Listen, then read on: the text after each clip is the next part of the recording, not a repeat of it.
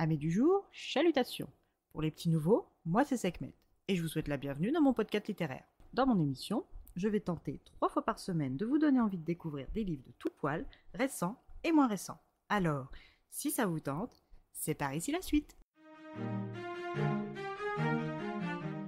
Aujourd'hui, je vais vous présenter Il nous restera ça de Virginie Grimaldi, publié aux éditions Le Livre de Poche. Dans ce roman, nous allons rencontrer Jeanne Perrin, 74 ans. Cette ancienne première d'atelier chez Dior est à la retraite depuis plusieurs années avec son mari Pierre, ancien professeur d'anglais.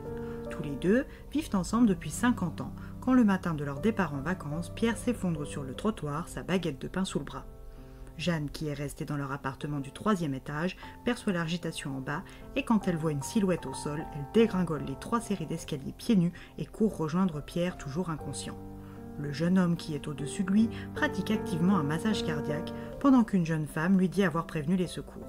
Pierre se réveille avant l'arrivée du SAMU, regarde sa chère Jeanne, lui avoue sa peur puis s'éteint définitivement. Jeanne, qui n'est plus rien sans Pierre, croit mourir. Elle le souhaite même un peu tant c'est douloureux, mais son corps refuse et vit. Tout son quotidien est chamboulé et en 3 mois, elle a détricoté bon nombre d'habitudes. Tous les pluriels étant devenus des singuliers, Jeanne lutte et perd le goût de tout, même celui de la mélancolie. Celle-là même qui avait toujours été présente dans sa vie, la déserte. Elle n'est plus qu'une coquille vide désensibilisée. Pierre était le gestionnaire de leur foyer et aujourd'hui qu'il n'est plus là, elle comprend mieux pourquoi il insistait toujours pour mettre de l'argent de côté. Si elle avait su, elle l'aurait peut-être écouté. Aujourd'hui, elle est dans l'embarras car avec ses maigres revenus, continuer de vivre dans leur appartement F4 du 17e arrondissement de Paris devient de plus en plus dur. À l'époque où ils l'avaient acheté, ils travaillaient tous les deux et pouvaient se le permettre sans privation. À l'âge de la retraite, des premiers coupes sombres avaient été opérés pour pouvoir y rester. C'est pourquoi, seul à l'assumer, il lui manque 200 €. Lors de sa visite quotidienne au cimetière, elle explique à Pierre sa situation et lui promet de trouver vite une solution.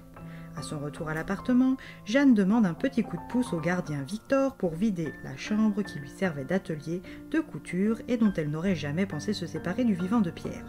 Le concierge qu'elle a connu enfant lui dit que c'est une bonne idée que de louer sa 2e chambre, car elle se sentira certainement moins seule. Jeanne est encore sceptique quand elle part déposer des annonces dans les commerces de son quartier. Tous connaissent Madame Perrin et pour la plupart savent qu'elle est devenue veuve récemment et acceptent de prendre son affichette, tous sauf Nathalie la boulangère. Quand elle explique à son équipe composée de Philippe le pâtissier et de Théo, son tout nouvel apprenti, la visite de la dame, Théo, qui vit dans sa voiture, du moins vivait dans sa voiture avant qu'elle n'ait été mise en fourrière avec toutes ses affaires, il court pour la rattraper. Jeanne est surprise que son annonce soit déjà sujette à discussion quand une inconnue se mêle à leur conversation et se met également sur les rangs pour obtenir la chambre. Iris Duhain est une jeune femme de 33 ans, auxiliaire de vie.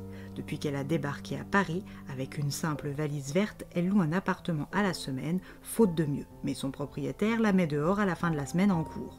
Cette chambre est son salut si elle l'obtient. Jeanne leur demande à tous les deux les 3 derniers bulletins de salaire ainsi qu'une recommandation de leur propriétaire actuel. Elle leur donne une affichette à chacun où son numéro de portable figure et à réception des documents leur promet d'étudier leur demande sérieusement. Théo est dégoûté. Pour une fois que la chance semblait frapper à sa porte, il a fallu qu'une jolie inconnue débarque avec son travail rémunéré à 100% et ses garanties. Lui qui a grandi dans un foyer à cause d'une mère alcoolique et d'un père décédé est habitué à être déçu par la vie. Il décide d'envoyer un message à la gentille petite mamie lui avouant que son actuel logeur s'appelle le métro parisien. Iris, de son côté, sait que sa situation est préoccupante, surtout au vu de son état, mais elle regrette de s'être immiscée comme elle l'a fait. Le jeune apprenti avait lui aussi l'air d'être dans une situation urgente.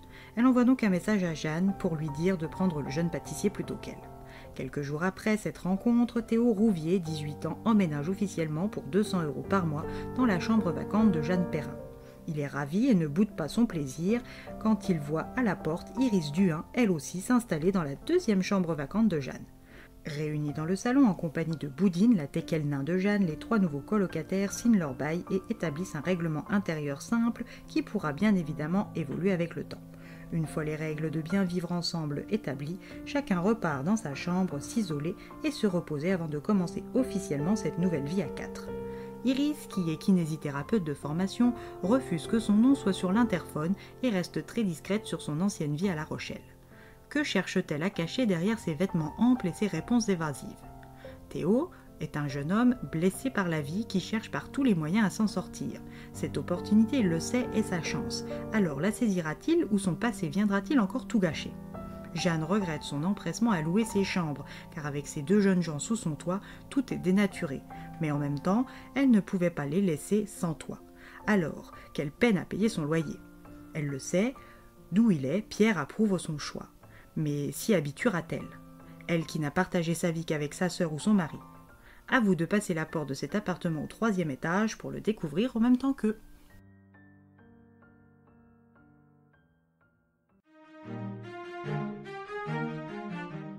Une jolie histoire toute douce. Bien amenée et pleine de sentiments, cette histoire m'a fait sourire, pouffer et ému presque aux larmes. Le développement des personnages s'étire tout du long du roman et ne les rend que plus attachants. Un autre joli petit bonbon signé Virginie Grimaldi. Et bien voilà, j'en ai fini pour aujourd'hui. J'espère que cet épisode vous aura plu et vous aura donné des nouvelles idées de lecture. Si vous souhaitez découvrir d'autres petits bonbons littéraires tout droit sortis de ma bibliothèque, je vous retrouve le mardi 8 juillet prochain pour un nouvel épisode. Et si d'ici là je vous manque de trop, vous connaissez le chemin sur Instagram, @leslecturesdeSekhmet. Sur ce, chalut les amis et à la prochaine.